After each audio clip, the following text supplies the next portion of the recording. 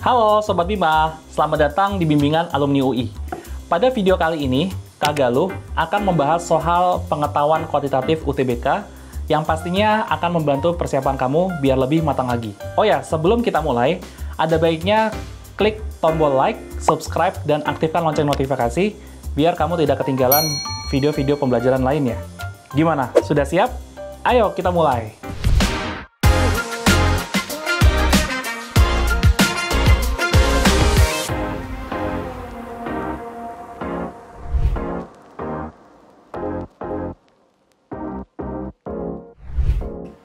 Oke, sekarang kita masuk ke soal nomor 1.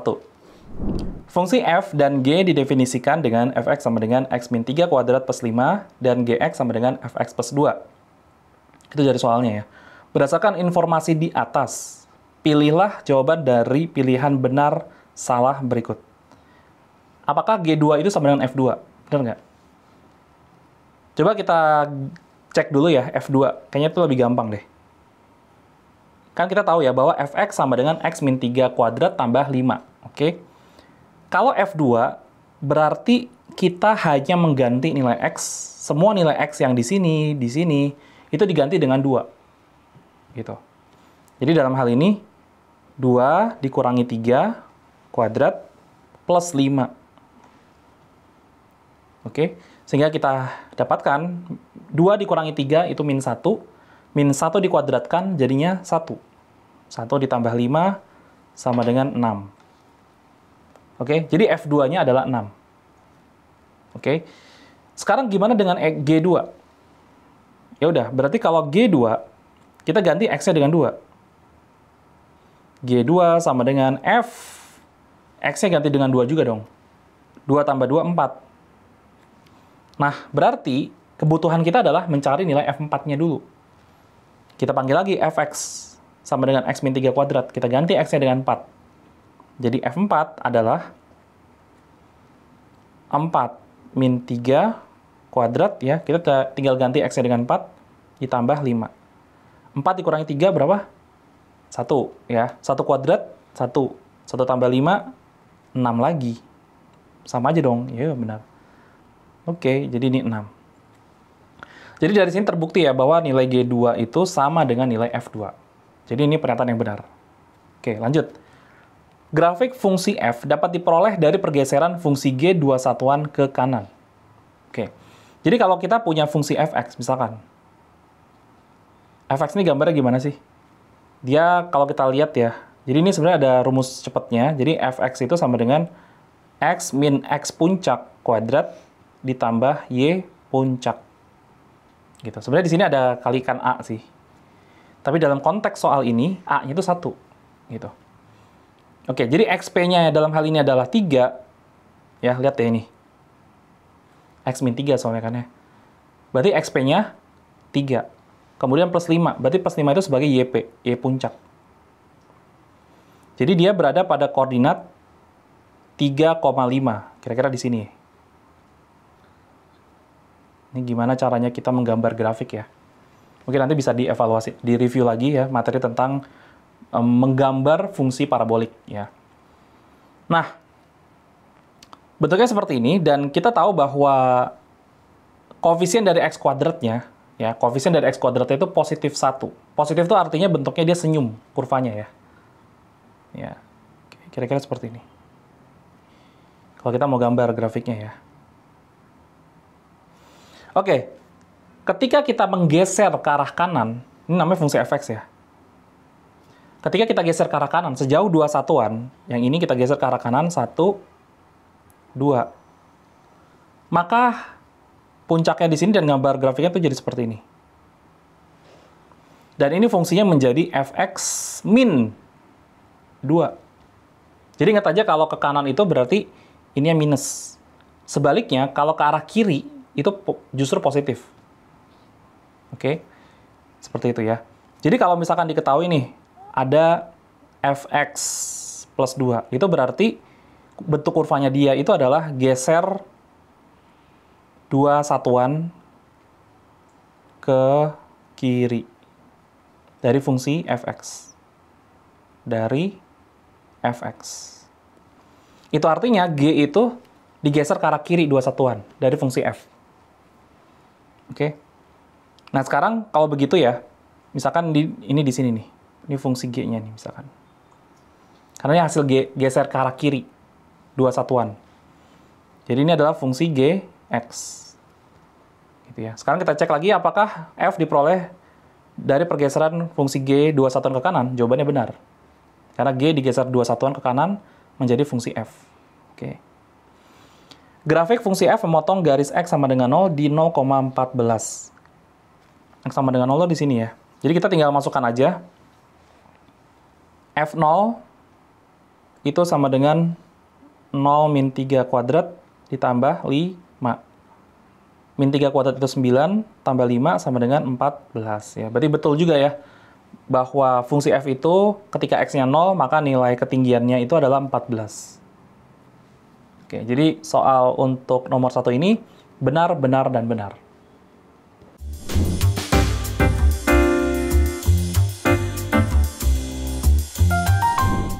Oke, sekarang kita masuk ke soal nomor 2. Koordinat titik-titik sudut segitiga ABC adalah A 1,1, B 1,3, dan C D,2.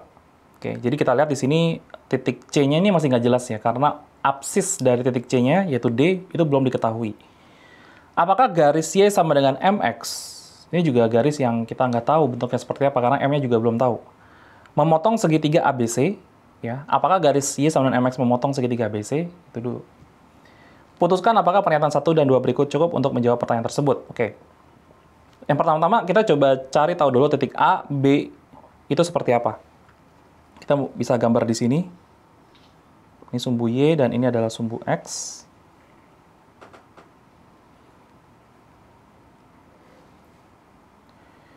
Ini X, ini Y.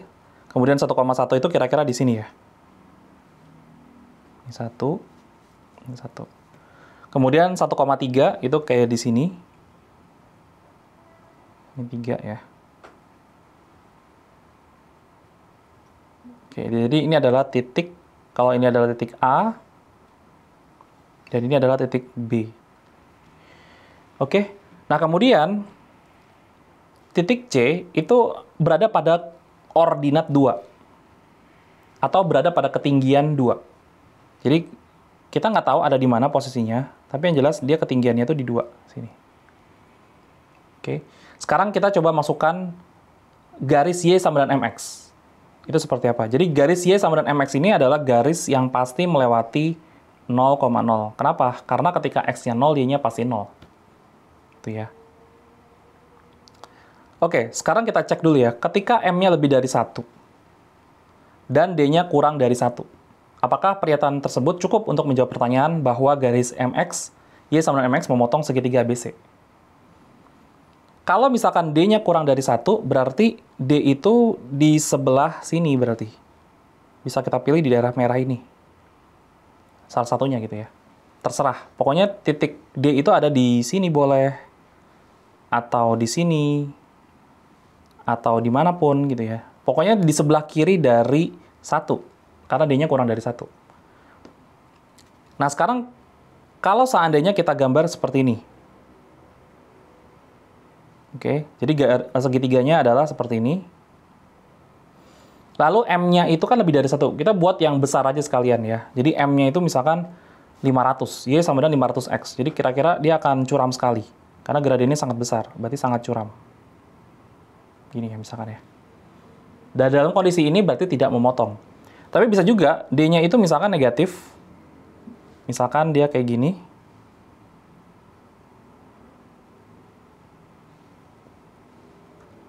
Nah, terus kita tarik garis Y sama dengan Y sama dengan 5X misalkan ya, atau seperti inilah. Artinya memotong kan ya. Jadi dengan pernyataan satu saja masih belum cukup datanya untuk menjawab pertanyaan memotong atau enggak. Karena bisa iya, bisa enggak. Oke, sekarang kita coba gunakan pernyataan yang kedua. M-nya lebih dari 0. Kalau M-nya positif itu berarti dia gradien atau garisnya itu fungsi naik seperti ini ya. Kalau M-nya itu positif. Ketika M-nya lebih dari 0 dan D-nya kurang dari 0, D-nya itu pasti di sini. Atau di sebelah kiri dari sumbu Y.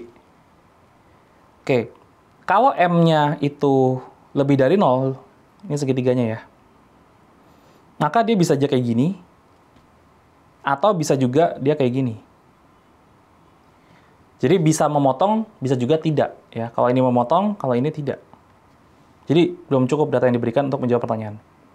Sekarang kalau kita pakai dua-duanya, ya, kalau pakai dua-duanya berarti kita membutuhkan interception, ya. Jadi M-nya itu lebih dari 1, pada waktu yang sama M juga harus lebih dari 0. Berarti intercept-nya adalah M lebih dari 1. Gitu ya. Dan interception dari D kurang 1 dan D kurang dari 0, yang memenuhi keduanya itu adalah D-nya kurang dari 0. Oke. Jadi D-nya kurang dari 0 artinya seperti ini, dan M-nya harus lebih dari 1. Lebih dari 1 itu berarti harus kayak gini ya. Nah, gitu ya.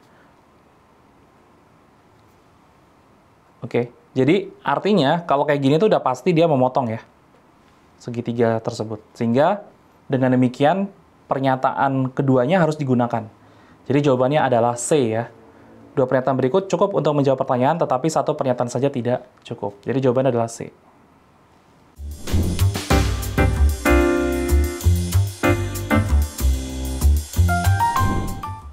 Oke, sekarang kita masuk ke soal nomor 3. Ayah menabung di bank kaya raya sebanyak Rp10.500.000.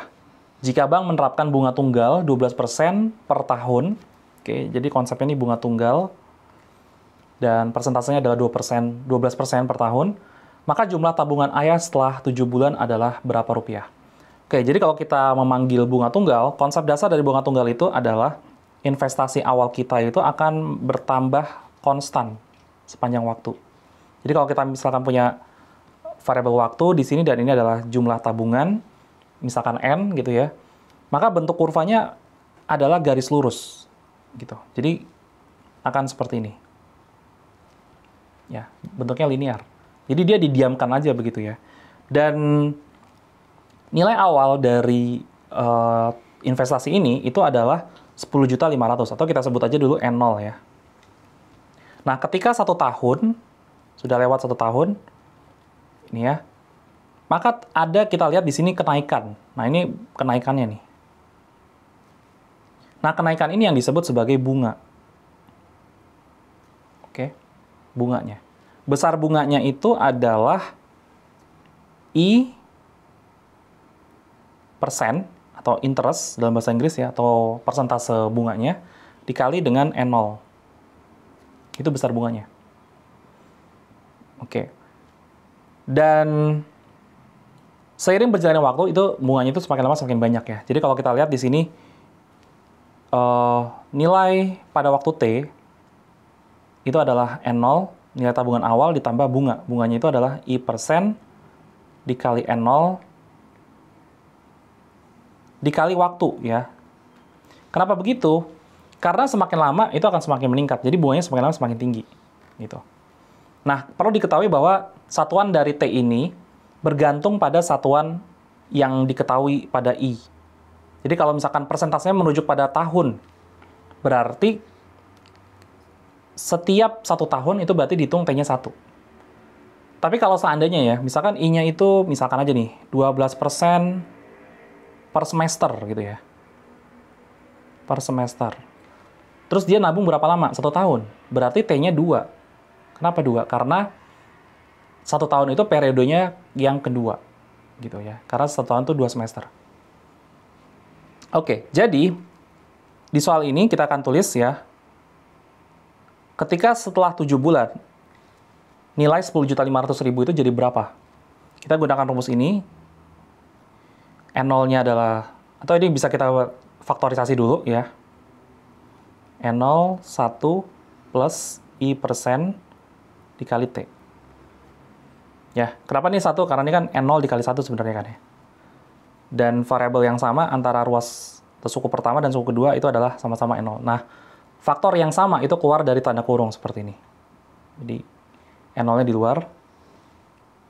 Jadi, kita akan dapatkan N0-nya adalah 10.500.000, 10,5 juta. Kita nyatakan dalam juta aja.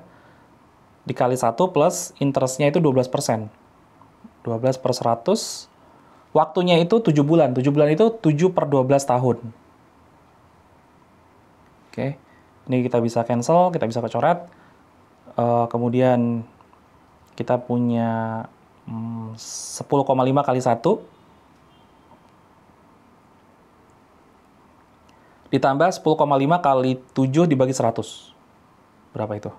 Coba kita hitung dulu di sini ya. 10,5 dikali 7.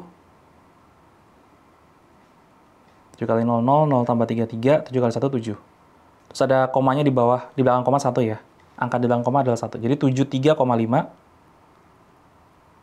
dibagi 100. Berarti kita akan dapatkan 10,5 ditambah 0,735. Sehingga kita akan dapatkan 10,5 ditambah 0,735. 5 tambah 7, 12. 10 tambah 1, 11 ya. Oke, jadi jawabannya 11.235.000. Ini ingat ya dalam juta ya. Jadi untuk soal ini jawabannya adalah E.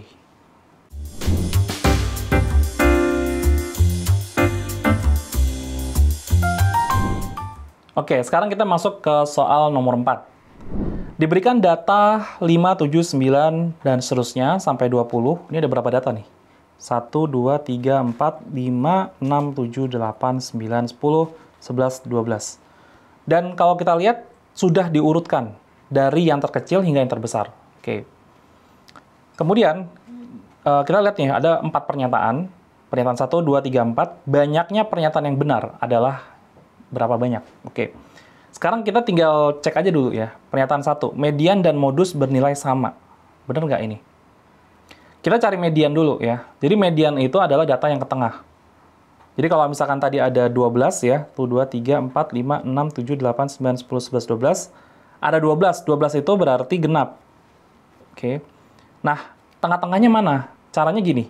Jadi 12 dibagi 2 dulu, yaitu 6. Nah, berarti kita fokus kepada suku ke-6. 1, 2, 3, 4, 5, 6. Jadi ini suku ke-6 nih. Nah, di suku sebelah kanannya, mereka juga disebut penentu dari median. Gitu ya. Rata-rata dari 11 dan 13 itu adalah mediannya. Jadi 11 ditambah 13 bagi 2 ya. Itu hasilnya adalah 12. Oke. Jadi mediannya adalah 12. Kemudian kita cek modus. Modus itu adalah data yang paling sering muncul. Kalau kita lihat, yang paling sering muncul itu adalah 14. Disebutkan 3 kali. Sehingga modusnya itu adalah 14. Sehingga apakah median dan modusnya sama? Jawabannya tidak. Jadi pernyataan 1 salah. Kemudian kita cek nomor 2. Rata-ratanya gimana? Apakah rata-ratanya 12? Seperti itu. Nah, kita bisa lihat begini ya. Cara cepatnya gini ya. Kalau misalkan kita mengestimasi dulu rata-ratanya itu berapa. Oke, rata-ratanya 12. Jadi, kita sekarang cari selisih tiap data dengan estimasi rata-rata kita. Misalkan, 5 dengan 12. Itu selisihnya berapa? 7 kan? Plus dulu 7 di sini. Ditambah. 7 dengan 12, selisihnya adalah 5. 9 dengan 12, selisihnya 3. Oke, lebih tepatnya 12 dikurangi 9, yaitu 3. Kemudian 12 dengan 10, selisihnya 2. 12 dengan 10, itu 2 juga. 12 dengan 11, itu 1. Nah, kemudian ini, 12 dengan 13. Itu pakai negatif, ya. Min 1, karena 13 lebih besar daripada 12. 12 dikurangi 14, itu minus 2. Kemudian ketemu 14 lagi, min 2 lagi. Ketemu 14 lagi, min 2 lagi. 12 dikurangi 17, itu minus 5. 12 minus 20, itu minus 8. Oke. Sekarang kita bagi nih. Kita bagi dengan banyaknya data, yaitu 12 data. 1, 2, 3, 4, 5, 6, 7, 8, 9, 10, 11, 12. Oke. Sekarang kita coba cancel out gitu ya. Kita coret seperti ini. Kemudian 2 dengan yang ini juga kita coret dengan yang ini. Kemudian 7 tambah 3 itu 10 ya. 10 dengan min 2, min 8 itu juga min 10 ya. Jadi saling habis. Kemudian 1 min 1 itu 0. Oke. Ya udah berarti 0 bagi 12. Artinya tidak ada selisih dengan estimasi kita yang awal tadi ya. Jadi pernyataan ini benar. Oke. Kemudian modusnya lebih besar dari rata-ratanya. Benar nggak sih? Rata-ratanya kan 12 ya. Kita tulis di sini minnya adalah 12. Modusnya lebih besar daripada min. Betul ya. Mediannya sama dengan rata-rata. Mediannya 12, rata-ratanya 12. Betul juga. Oke. Jadi artinya banyaknya pernyataan di sini adalah 3. Jadi jawabannya delta.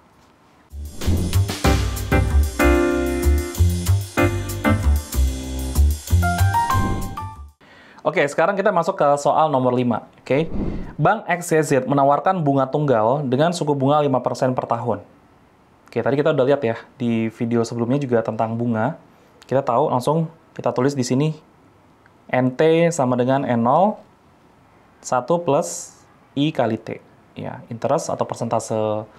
Persentasenya ini I-nya itu dinyatakan dalam desimal ya sebenarnya ya. Dikalikan dengan waktu. Oke. Jadi diketahui di sini nilai I-nya adalah 5% per tahun. Tulis aja dulu ya. Bank ABC menawarkan bunga tunggal dengan suku bunga 10% per tahun. Wah, ini ada kompetitor ya. Jadi ini interest dari XYZ, interest dari ABC itu 10% per tahun. Lebih besar ya. A menabung 10 juta di bank XYZ, di sini 10 juta. Setelah berapa lama tabungannya menjadi 20 juta? Oke. Ya udah, berarti NT-nya mau kita dapatkan 20 juta. Kita nyatakan 20 ya dari sini. Sama dengan N0, tabungan awalnya itu 10 juta.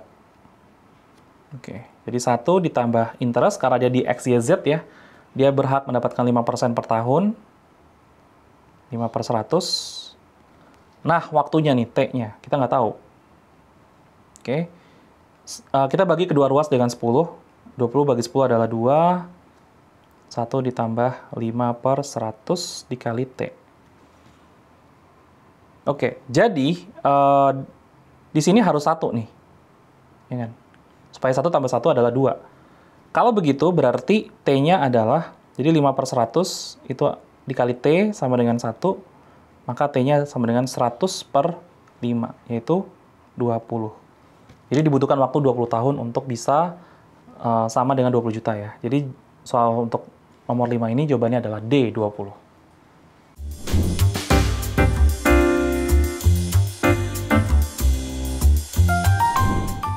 Oke, Sobat Bima, udah mulai paham kan? Kira-kira kita bahas soal apa lagi ya? Boleh banget nih komen di bawah. Sampai jumpa di video pembelajaran lainnya. Bimbingan alumni UI, yakin bisa, pasti bisa.